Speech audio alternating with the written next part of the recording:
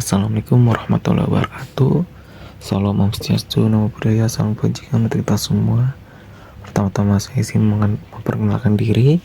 Perkenalkan, nama saya Fakih Hidayat dengan nomor NPM 24106310200109. Saya merupakan mahasiswa dari Universitas Singapura Bangsa Karawang. Di kesempatan kali ini saya akan membuat video mengenai tugas agama. Soal pertama yaitu menjelaskan bagaimana rukun Islam, ihsan saling berhubungan dan mempengaruhi perilaku seorang manajer dalam lingkungan kerja, dan berikan contoh nyata dari situasi yang mungkin dihadapi. Mari kita bahas dulu mengenai rukun iman, Islam, dan ihsan. Tiga konsep ini dalam ajaran Islam yang saling berhubungan dan membentuk kesatuan yang integral. Dan secara mendalam, iman merupakan keyakinan dalam hati tentang adanya Tuhan, malaikat, kitab suci, para nabi, hari kiamat, qada dan qadar. Keimanan ini menanamkan dasar moralitas yang kuat pada suatu individu, termasuk seorang manajer, sehingga mendorong mereka untuk menjalankan tanggung jawab dengan penuh kejujuran dan integritas. Misal, ada manajer yang memiliki iman yang kuat akan merasa terikat oleh prinsip etika yang berasal dari ajaran agama dan cenderung mengambil keputusan yang adil tanpa memihak suatu individu. Yang kedua itu ada mengenai Islam. Ini berfokus pada aspek praktis dalam menjalankan ibadah seperti sholat, zakat, puasa, dan haji. Ini mencerminkan pengabdian nyata kepada Allah melalui tindakannya.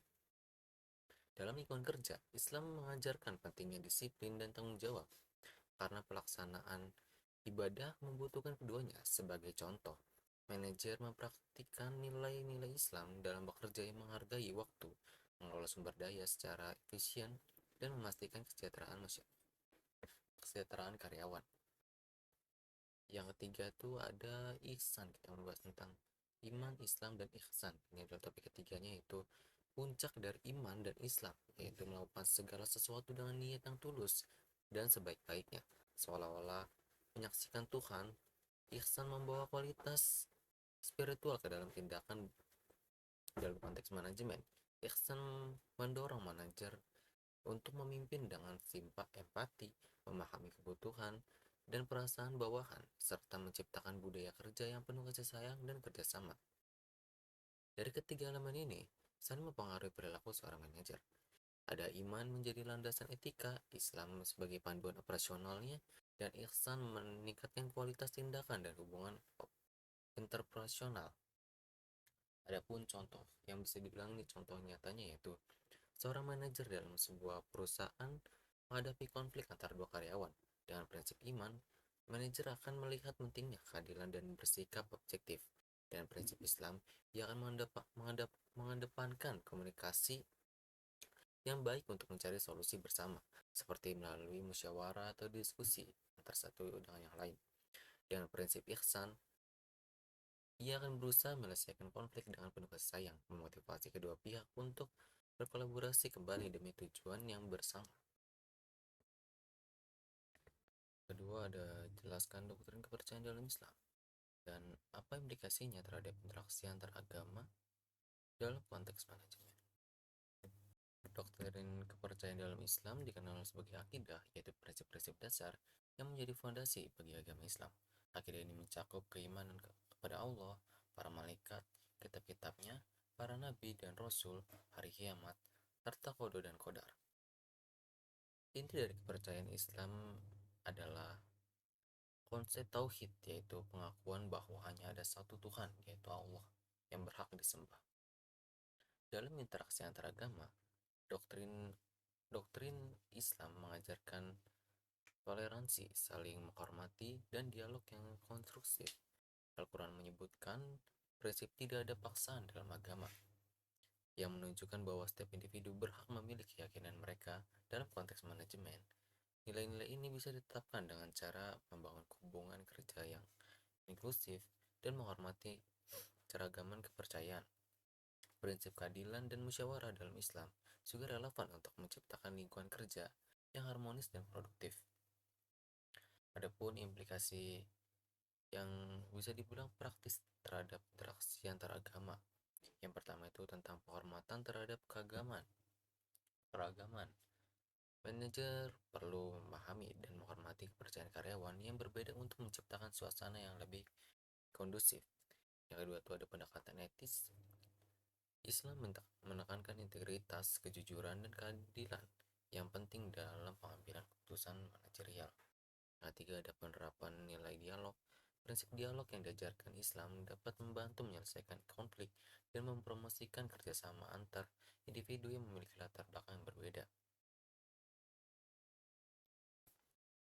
Jelaskan sebuah rencana tindakan yang mengintegrasikan nilai-nilai akhlak dalam praktik manajemen di perusahaan dan apa langkah yang perlu diambil untuk menerapkan nilai-nilai tersebut.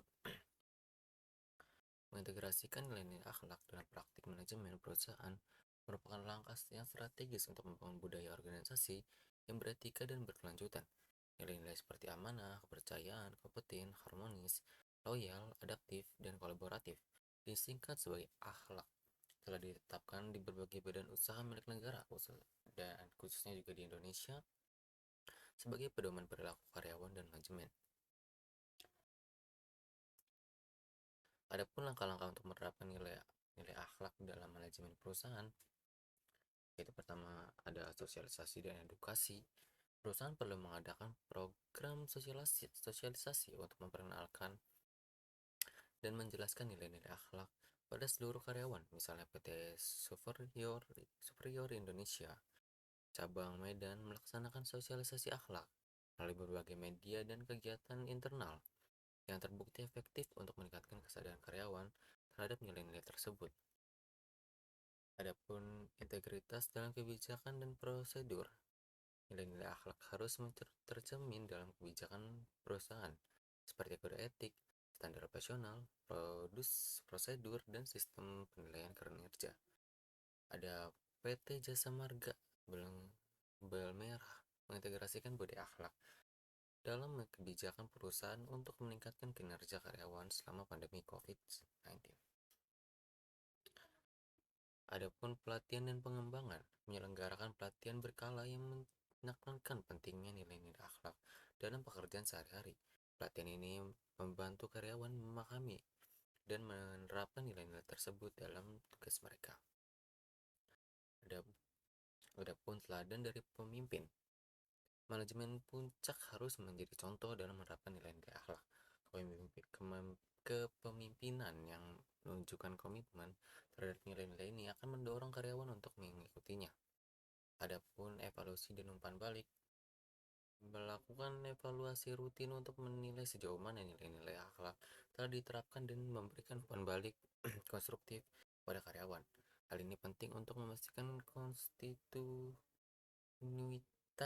dan perbaikan berkelanjutan.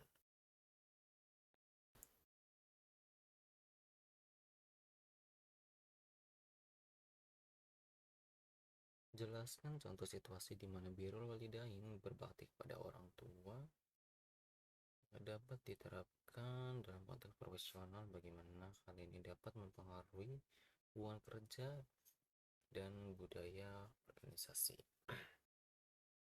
Birrul walidain yaitu berbakti kepada orang tua dapat ditetapkan dalam konteks profesional melalui nilai-nilai seperti penghormatan, perhatian, dan tanggung jawab yang diajarkan dalam hubungan dan orang tua, kemudian diterapkan dalam hubungan kerja dan organisasi. Contoh situasi itu seperti seorang karyawan memiliki orang tua yang membutuhkan perhatian khusus, misalnya karena usia lanjut atau kondisi kesehatan. Dalam situasi ini, prinsip birrul walidain mendorong karyawan untuk bisa mengelola waktu yang bijak sehingga tetap bisa memenuhi kebutuhan orang tua tanpa mengabaikan tanggung jawab pekerjaannya. Terus juga ada membawa rasa hormat yang sama terhadap orang tua ke dalam lingkungan kerja, misal dengan menghormati rekan kerja yang lebih senior, mendengarkan pendapat mereka, dan belajar dari pengalaman mereka. Manajer yang memahami nilai ini juga dapat memberikan kebijakan fleksibel kerja, fleksibel jam kerja, seperti fleksibel dalam izin atau jam kerja yang lebih gampang untuk diaturnya. untuk mendukung karyawan ini supaya bisa menjalankan tanggung jawab kepada orang tuanya. Adapun dampak daripada hubungan kerjanya itu meningkatkan empati. Karyawan yang menerapkan birrul walidain cenderung lebih empati terhadap kebutuhan dan tanggapan orang lain, termasuk paling di dalam tempat kerja. Membangun kepercayaan, sikap hormat dan perhatian terhadap orang lain membantu menciptakan hubungan yang saling percaya di antara anggota tim yang ada. Untuk dampak pada budaya organisasi, budaya penghormatan, nilai birrul walidain dapat mempengaruhi organisasi untuk menghormati perbedaan latar belakang dan kebutuhan para karyawan, meningkatkan kesejahteraan bagi bersama. Dengan mendukung karyawan yang berkomitmen pada nilai-nilai keluarga, perusahaan dapat menciptakan lingkungan yang lebih peduli dan seimbang. Terus ada juga kepemimpinan yang berbasis nilai. Manajer yang mempraktikkan birrul walidain dapat dalam kepemimpinan mereka dapat membangun budaya kepemimpinan yang berlandaskan etika dan tanggung jawab. Adapun contoh nyata yang di sini contoh-contoh yang bisa dibilang agak relate. Dalam perusahaan dengan budaya kerja yang fleksibel, seorang karyawan harus mendampingi orang tua mereka ke rumah sakit, dapat meminta cuti atau bekerja dari rumah dengan izin dari manajer. Saling mencerminkan praktik birrul walidain sekaligus menunjukkan kebijakan organisasi yang mendukung keseimbangan antara pekerjaan dan tanggung jawab keluarga. Akibatnya karyawan merasa lebih dihargai dan motivasi kerja lebih meningkat.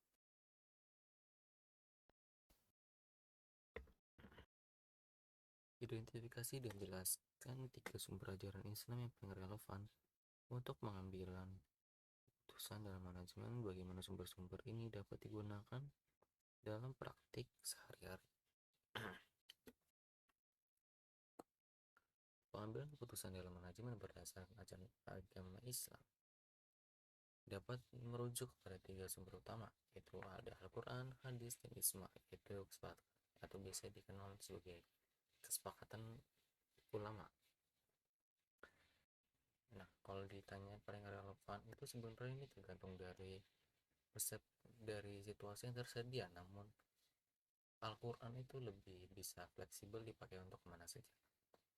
Mari kita jabarkan terlebih dahulu, yaitu ada Al-Quran. Relevansi Al-Quran adalah kitab suci yang menjadi pedoman utama dalam Islam. Ia memberikan prinsip-prinsip umum yang dapat diterapkan dalam berbagai situasi, termasuk dalam manajemen. Ayat-ayat Al-Quran seringkali berbicara tentang keadilan, transparansi, kerjasama, dan kepemimpinan. Untuk menerapkan dalam praktiknya, ini ada keadilan dalam pengambilan keputusan, ada keterbukaan dan transparansi. Nah, kalau keterbukaan dan transparansi ini dapat diterapkan dalam pengelolaan keuangan perusahaan, memastikan laporan keuangan jelas dan tidak ada manipulasi. Ada juga kerjasama dan persaudaraan. Berikutnya ada hadis. Mari bahas tentang relevansinya terlebih dahulu. Hadis adalah perkataan, perbuatan dan persetujuan Nabi Muhammad SAW yang menjadi sumber kedua setelah Al-Quran. Hadis memberikan contoh praktis bagaimana prinsip Islam diterapkan dalam kehidupan sehari-hari, maksud dalam kepentingan dan pengelolaan. Penerapan dalam praktik ada kepemimpinan berbasis nilai, akuntabilitas dan tanggung jawab, serta pentingnya musyawarah. Untuk kepemimpinan berbasis nilai, hadis yang menyebutkan pemimpin adalah pelayan bagi umatnya, mendorong para manajer untuk menjadi pemimpin yang melayani kebutuhan tim mereka, bukan hanya mengejar kepentingan pribadi. Kemudian ada akuntabilitas dan tanggung jawab. Hadis tentang amanah seperti setiap dari kalian adalah pemimpin dan setiap pemimpin akan dimintai pertanggungjawaban atas kepemimpinannya. Dapat diterapkan dalam membuat keputusan strategis yang mempertimbangkan dampaknya terhadap semua pemangku kepentingan. Adapun pentingnya musyawarah, hadis tentang anjuran bermusyawarah memberikan pentingnya konsultasi dalam pengambilan keputusan, terutama saat menghadapi dilema kompleks. Adapun ijma, yaitu relevansinya ijma, yaitu kesepakatan para ulama terhadap suatu hukum atau prinsip yang tidak secara eks- eksplisit dibahas dalam Al-Quran atau hadis. Dalam konteks modern, isma relevan untuk masalah yang membutuhkan adaptasi terhadap perubahan zaman, seperti manajemen organisasi dan teknologi. Dalam penerapan dan praktik, kebijakan berbasis konsensus dalam perusahaan, nilai-nilai ITSMA dapat diterapkan melalui pengambilan keputusan berdasarkan kesepakatan bersama, seperti dalam rapat atau menyusun strategi bersama. Untuk penerapan prinsip etika, ketentuan ISMA seringkali berorientasi pada menjaga keseimbangan antara keuntungan ekonomi dan tanggung jawab sosial, misalnya dalam memastikan perusahaan mendukung kesejahteraan karyawan. Adapun solusi konflik, prinsip kesepakatan ini berguna dalam menyelesaikan konflik kerja dengan cara yang adil dan diterima semua pihak.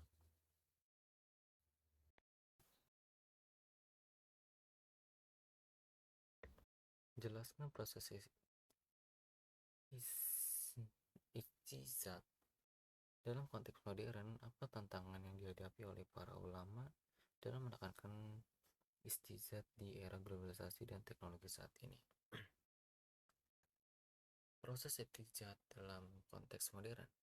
Istijat adalah proses penafsiran hukum Islam yang berfungsi untuk menjawab masalah yang tidak secara eksplisit dibahas oleh dalam Al-Quran dan hadis yang ada. Dalam konteks modern, istijat menjadi semakin penting untuk menghadapi tantangan zaman seperti globalisasi, teknologi, dan perubahan sosial yang ada. Nah, proses-proses yang tersedia di sini yaitu seperti mengidentifikasi masalah kontemporer, ada pengumpulan data, analisis berdasarkan sumber-sumber Islam, ada juga penerapan maqasid syariah, ada pun juga konsultasi dan diskusi. Ini merupakan langkah-langkah yang terjadi untuk identifikasi masalah kontemporer. Ulama harus memahami isu-isu modern seperti teknologi digital, bioteknologi, atau ekonomi global yang belum dibahas dalam sumber hukum klasik.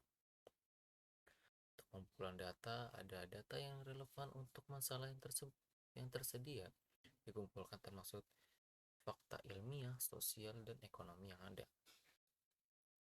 Untuk analisis berdasarkan sumber-sumber Islam, ulama menggunakan Al-Quran, hadis, isma, dan kias untuk mencari prinsip-prinsip yang relevan.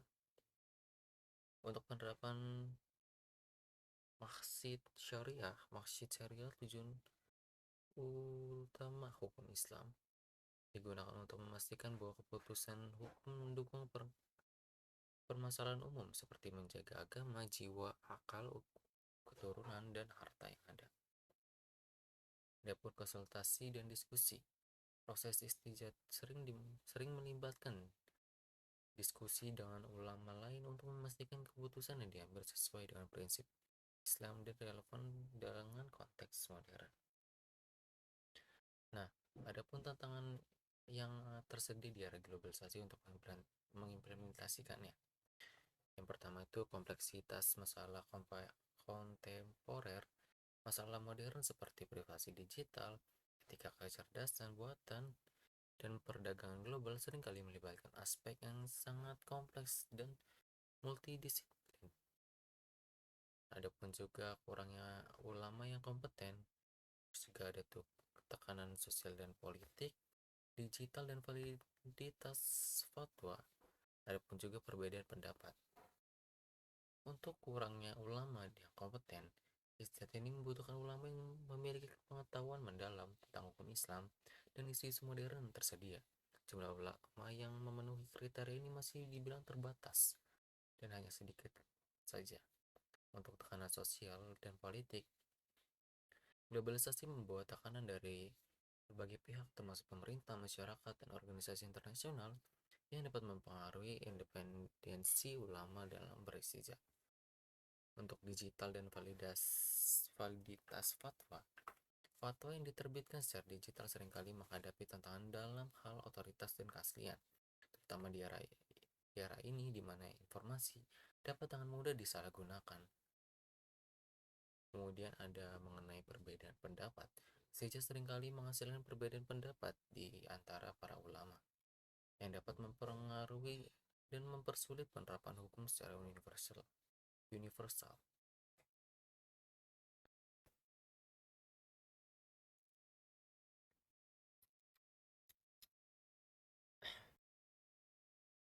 Jadi jelaskan rancangan dalam program pelatihan untuk manajer yang mengedepankan nilai-nilai Islam dan dalam kepemimpinan. Apa saja komponen utama yang harus ada dalam program tersebut.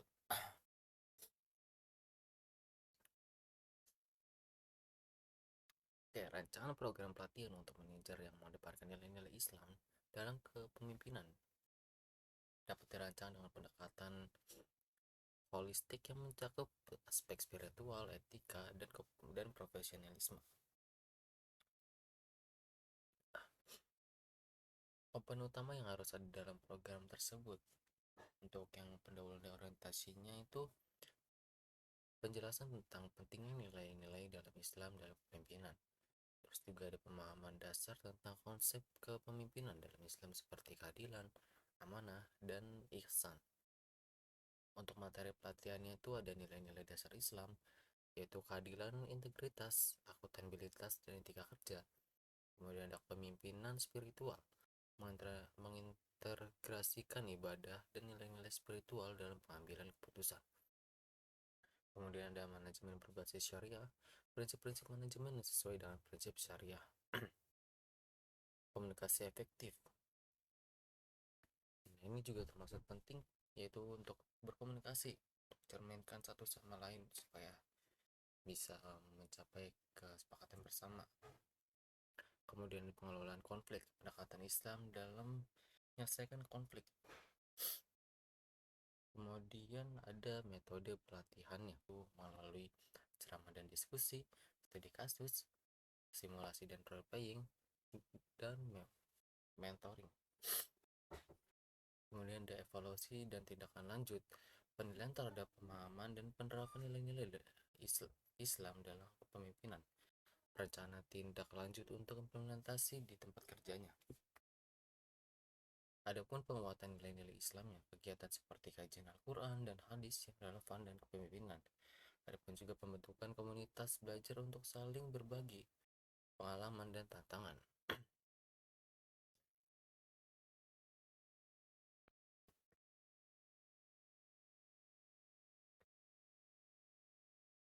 Jelaskan bagaimana pemahaman tentang rukun agama dapat membantu seorang manajer dalam membangun tim yang solid dan harmonis, apa strategi yang dapat diterapkan untuk mencapai tujuan tersebut.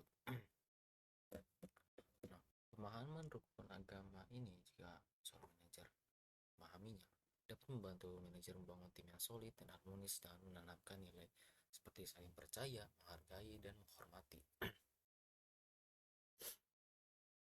Ini juga merupakan sebagai landasan penting bagi seorang manajer karena untuk membangun tim yang bisa dipercaya dan harmonis. Untuk pembahasan di Islam ya, yaitu Islam kan mengajarkan disiplin melalui pelaksanaan ibadah seperti sholat dan puasa. Disiplin ini dapat diterapkan dalam manajemen waktu dan tanggung jawab. Strategi yang bisa dipikirkan itu seperti mendorong budaya kerja yang menghormati waktu, seperti memelihara tepat waktu, memberikan ruang bagi anggota tim untuk menjalankan ibadah, menciptakan lingkungan kerja yang inklusif.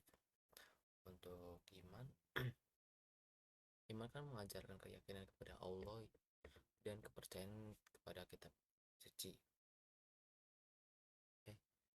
Iman kan mengajarkan keyakinan kepada Allah dan kepercayaan pada takdir. Ini dapat membantu manajer membangun kepercayaan antara anggota tim. Strategi yang bisa dipikirkan itu seperti membangun kepercayaan melalui transparansi dan komunikasi terbuka. Terus juga ada menanamkan nilai-nilai kejujuran dan integritas dalam setiap interaksi tim.